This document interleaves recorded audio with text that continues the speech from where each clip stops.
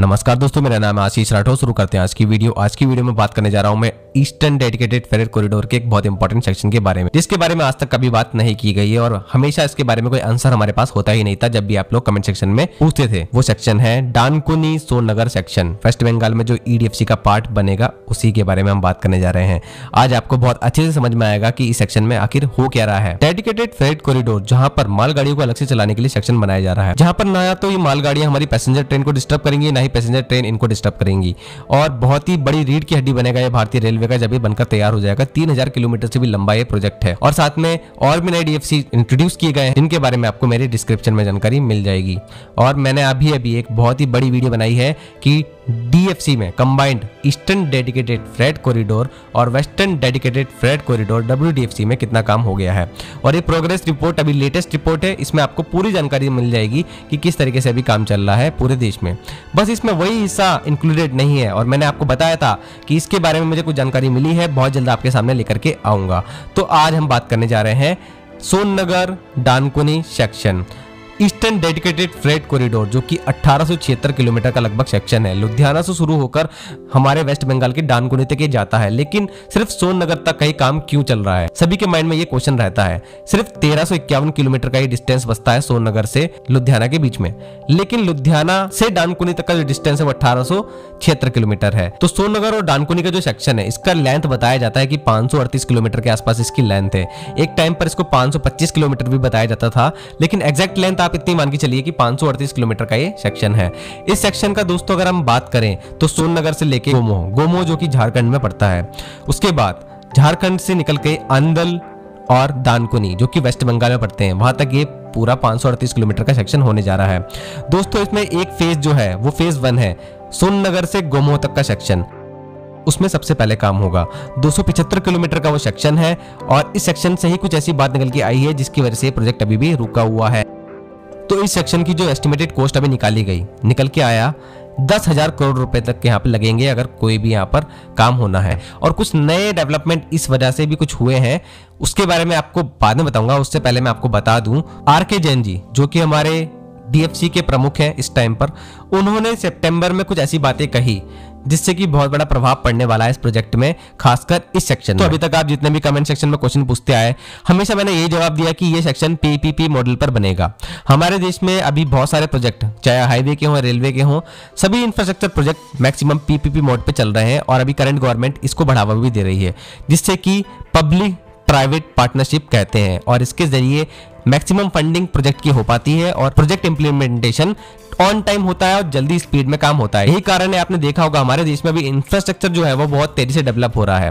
लेकिन कई जगहों पर प्रॉब्लम भी आ जाती है जब प्राइवेट प्लेयर को लगता है कि उसको ये प्रोजेक्ट में फंडिंग नहीं करनी है, जैसे कि यहाँ पर आ गई है। जी हाँ दोस्तों, जैसे कि आपको मैंने बताया फेज 1 में ही 10,000 करोड़ रुपए तक का खर्चा आ रहा है और यहाँ पर जो कंसेशनर है, जो कि हमारे प्राइवेट प्लेयर है, वो आना ही नहीं चाह रहे हैं, या फिर उन लोगों को लग रहा है कि हमारे ऊपर बर्डन बहुत ज्यादा आ जाएगा। क्योंकि मिनिस्ट्री ऑफ रेलवे अभी तक जो काम करती है वो DBFOT पर काम करती है। इस स्कीम का मतलब होता है D for design, B for built and F for finance and O for operate and T for transfer. Design भी आप ही करो प्रोजेक्ट को, बिल्ट भी आप करो, फाइनेंस भी आप करो, ऑपरेट भी आप करो। बाद में इस पे जितना भी ऑपरेशन करना है उससे आप अपना रिटर्न ऑन इन्वेस्टमेंट निकालो, उसके बाद फिर ट्रांसफर कर दो ओनर को, जो कि इसका ओनर था, जैसे कि यहाँ पर मिनिस्ट्री ऑफ रेलवे या फिर गवर्नमेंट होगी। तो ऐसा कुछ यहाँ पे करना पड़ेगा। अब इतना पैसा प्राइवेट प्लेयर वहां लगा है, उसके बाद ट्रैफिक के ऊपर डिपेंड रहे, ट्रैफिक आएगा नहीं आएगा, कितना वो पैसा वहां से निकाल पाएंगे नहीं निकाल पाएंगे, कुछ अभी नहीं कहा जा सकता। ऐसा प्राइवेट प्लेयर की तरफ से मैं आपको बता रहा हूं, जैसे कि अभी तक मैंने आर्टिकल्स में पढ़ा है।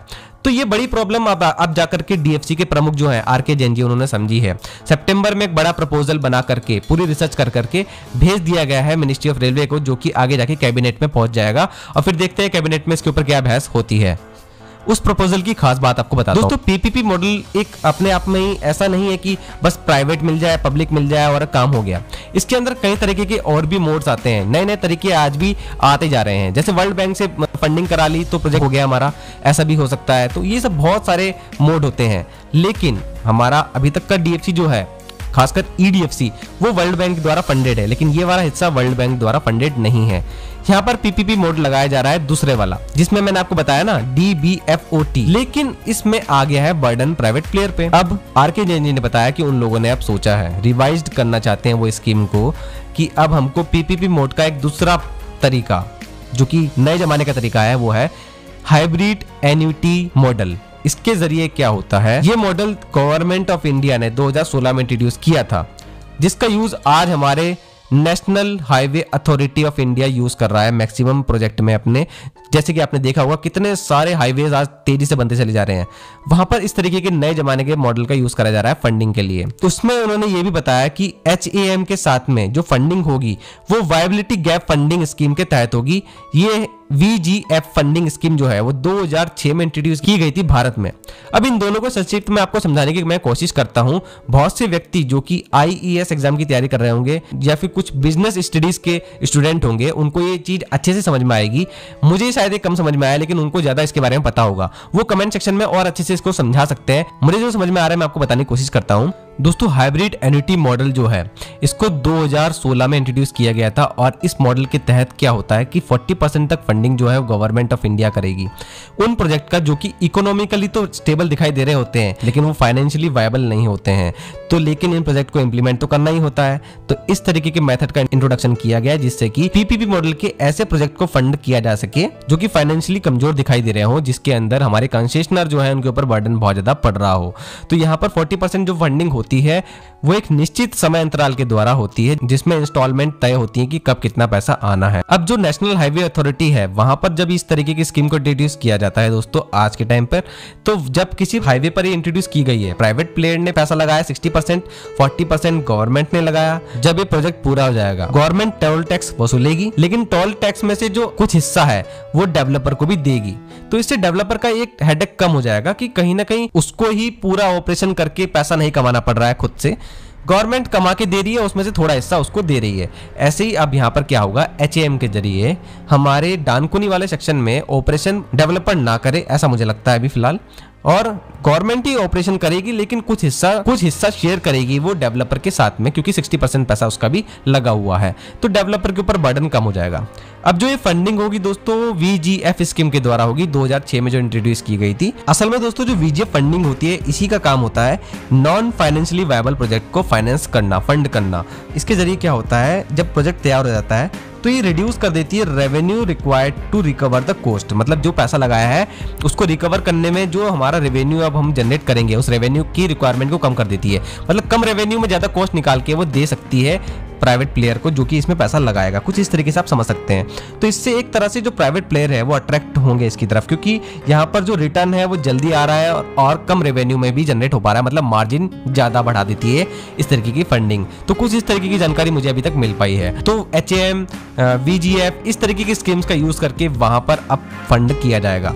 प्राइवेट प्लेयर अब अट्रैक्ट होंगे ऐसा लगता है RK जैन जी को, और ये मॉडल जो है अभी कैबिनेट तक पहुंचेगा, फिर वहां पर अप्रूवल मिलेगा, फिर देखते हैं क्या हो पाता है आगे। उन्होंने मीडिया को भी ये बताया कि जो अधिग्रहण हुआ है, जो एक्विजिशन हुआ है वो पूरा हो चुका है। देखिए दोस्तों, जो हमारा सोननगर से गोमो तक का प्रोजेक्ट है ना 275 किलोमीटर का, उसमें जो एक्विजिशन होना था वो 99 to 98% हो चुका है लैंड का।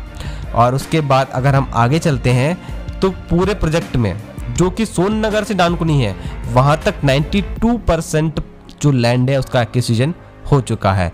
मतलब हमारे पास लैंड लगभग पूरा आ चुका है, अब काम करना बाकी है। तो काम कहाँ अटका है मैंने आपको बता ही दिया, फंडिंग में अटका हुआ है। तो कुछ इस तरीके की इंपॉर्टेंट बातें अभी सामने आ पाई हैं। RK जैन जी ने साफ कर दिया है कि वो इसकी डेडलाइन नहीं बता सकते, क्योंकि अभी हमको नहीं मालूम कि इसकी डेडलाइन क्या होगी। फंडिंग ही अभी तक नहीं हो पाई है। जब फंडिंग क्लियर होगी उसके बाद फिर पूरा रोड मैप तैयार होगा, कब तक कैसे पैसा आएगा और किस तरीके से ये काम शुरू होगा वहाँ पर फिजिकली। तो बाकी वेस्ट बंगाल की जो मेरे दोस्त अभी वीडियो देख रहे हैं और साथ में सोननगर के आसपास के लोग देख रहे हैं, आपका काम ये है दोस्तों कि आप लोग के आसपास जो भी काम हो रहा हो आप बता दिया करें कमेंट सेक्शन में, जिससे कि हमारे देशवासियों को अच्छे से पता लगे कि कितना काम वहाँ चल रहा है। फिजिकली वहाँ पहुँचना तो आसान नहीं है और हर जगह पर जाकर देखा नहीं जा सकता कि वहाँ पर कितना काम हो रहा है। अभी वहाँ पर लैंड का एक्विजिशन तो हो रहा है, क्या वहाँ पर मिनिस्ट्री ऑफ रेलवे कुछ काम करवा रही है? अगर करवा रही है तो वो आप बताइए कमेंट सेक्शन में। फंडिंग की बात आपको आई होप समझ में आ गई होगी। तो दोस्तों आज के लिए इतना ही। आगे भी आपको DFC से जुड़ी हुई इंपॉर्टेंट वीडियो मिलती रहेंगी। वंदे मातरम, भारत माता की जय।